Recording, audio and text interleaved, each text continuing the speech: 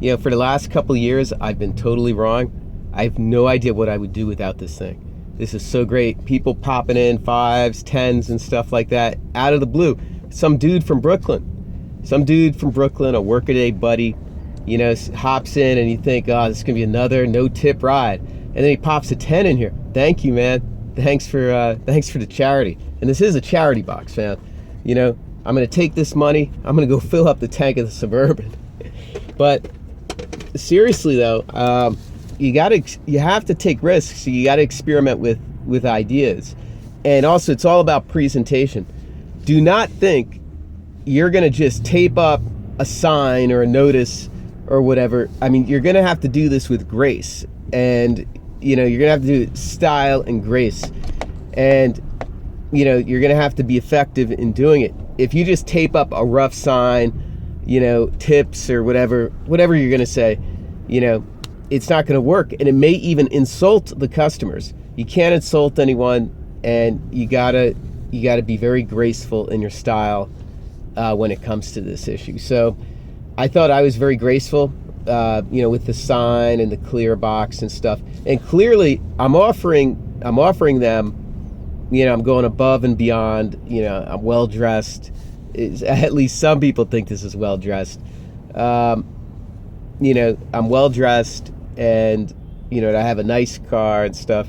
And so they throw money in there, and every little bit counts. If you can make $20 extra a day, multiply that by 48 weeks, multiply that by 5, or however you want it. It's thousands and thousands of dollars in cash that the IRS will never ever see unless you report it to them. So, just think, right?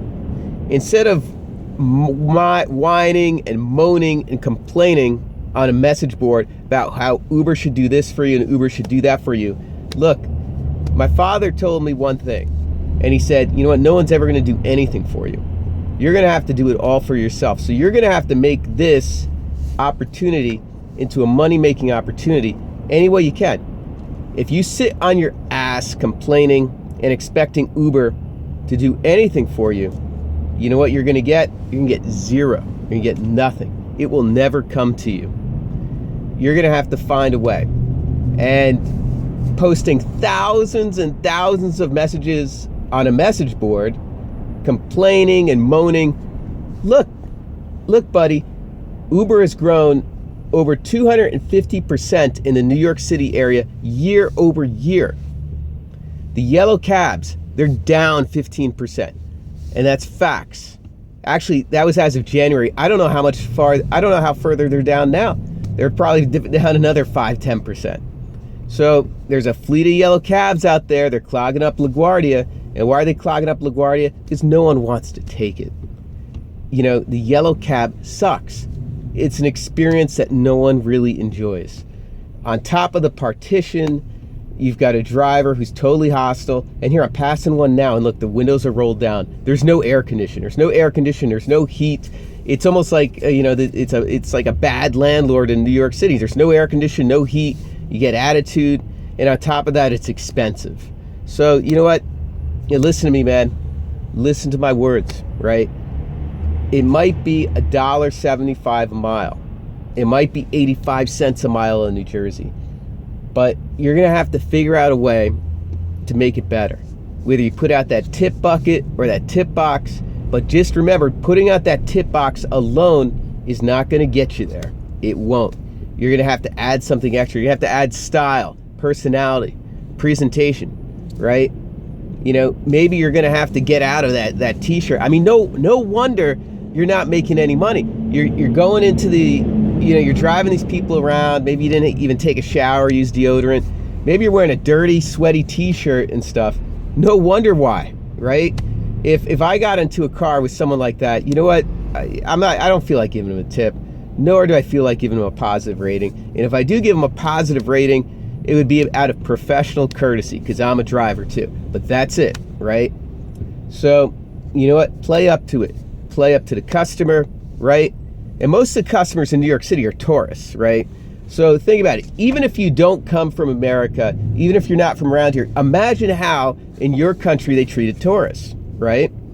Have you seen in your country, wherever you're from, how they treated tourists, right? That's how you got to treat these people coming in. Treat them like that. No attitude, right? And learn to manage problematic situations. The drunks, young kids, learn to manage those situations. They're difficult situations. I hate them. I hate it when I get involved with them.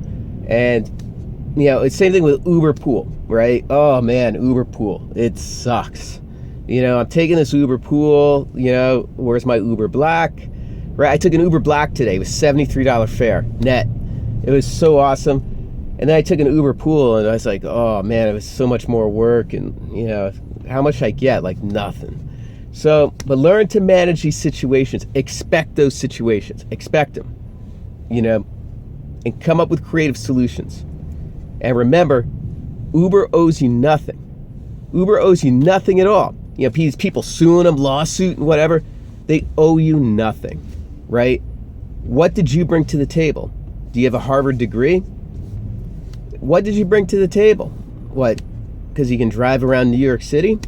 No, you don't. None of us here have anything to bring to anyone's table, right? And a lot of people use the word slave and whatever and stuff like that. Reality. What skills do you have, right? You know what? Not the skills that you can walk into Goldman Sachs there and get a job. Not the skills that you can sit there and go and walk into IBM or Hughes or any of those places and get yourself a job, right? So Uber doesn't owe you anything. You owe it to get out there on your own and figure out a way. And that's it. You know what? Just be thankful Uber is here. Just be thankful. Because if they weren't here, then maybe you wouldn't have this opportunity. But you have this opportunity. They're giving you the ball. Now run with it. And I'm going to run with it this weekend. I'm going to make it to, I'm thinking about 1,500 this weekend. Possibly 1,600 or 1,700. And imagine, that's what I did in a couple half-assed days. Next week, we're making it to 3,000. And I'm even thinking even more positive, right? More energetic, right? And we're going to keep going up and up and up. So I put out there our little cruise on Sunday. If you want to come in, come on. Have some fun. And be well.